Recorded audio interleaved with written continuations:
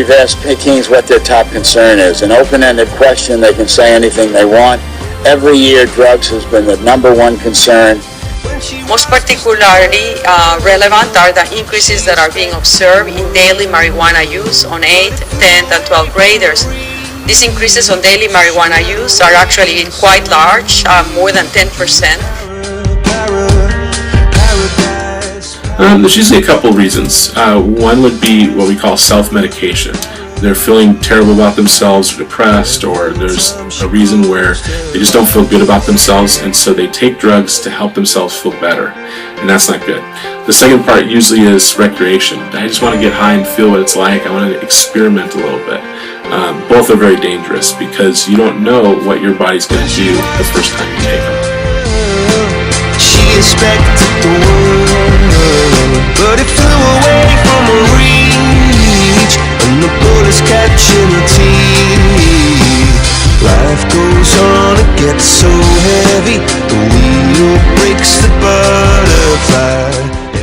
It definitely affects the mind and the memory, the ability to articulate and think, sometimes even be able to walk and talk. So it's not a good thing. One of the drugs, marijuana, a lot of people, our U.S. is kind of conflicting over a little bit. A lot of people think it doesn't hurt anyone. But I've personally seen where a student, one of the first couple of uses, they had a mental break. And it brought on bipolar. And that study is starting to come out. I'm not a scientist there, but I saw it firsthand. And it's really sad because this person chose that as being a 9th grader, now has bipolar and depression. So it can bring on things. Other people go, nah, it doesn't hurt me at all. You know what? Everyone's different. We have to acknowledge the fact that drugs exist. They just do. But we also have to recognize that what we've done over the last 100 years or so, it just hasn't worked. Because drugs still exist. The war on drugs is a colossal failure. Well, we've tried the laws, and we have good laws on the books. The problem is the thought process of the normal people in life, and adults included. We can't get laxed with drugs and alcohol. It just doesn't work well. And so it's really up to us as individuals, as parents, to help, and as teachers, and to help our teens to see that those side effects are not worth the risk. Parents, teachers, clergy, coaches, and other responsible adults are better able to help our nation's teens grow up drug-free and healthy.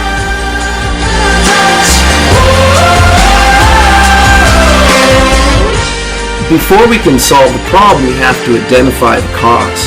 I think one of the main causes is boredom.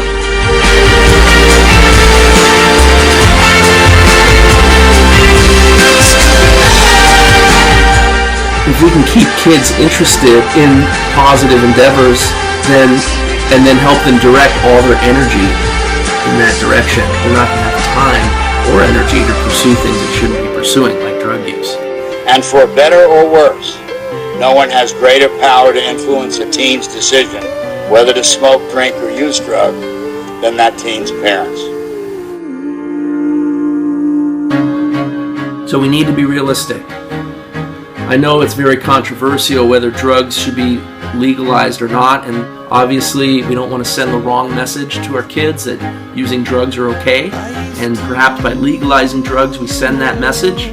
But on the other hand, by illegalizing or keeping them illegal and keeping them criminalized, kids gravitate towards that because it's just human nature. For whatever reason, we want what we can't have, and it's an act of rebelling.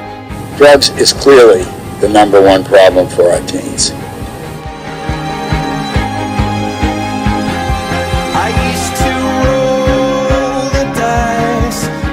Americans now believe marijuana should be legal. 58% in the latest Gallup poll say it should be legalized. That's up a full 10 points since just last year. These are people that need treatment, not punishment. And so I believe that we have more control over the message and more control over the problem if we legalize drugs and then work really hard to turn people away from it. My missionary catching a fire.